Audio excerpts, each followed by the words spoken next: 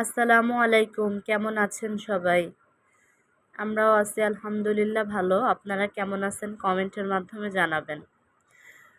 তো আজকে 2 দিন হলো আমি কোনো ভিডিও আপলোড দিতে পারি নাই, অনেক ব্যস্ত থাকার কারণে। আর গ্রাম থেকে আমার শ্বশুর আসছিল, তো সেজন্য আসলে একটু রান্নাবাড়া নিয়ে বিজি ছিলাম। আর তাছাড়া আমার শরীরটাও তেমন একটা ভালো না। তো এই যে এবার তেমন কিছু আনতে পারে নাই, এই যে কিছু ছলম আনছে, গাছের একদম শেষ ছলম।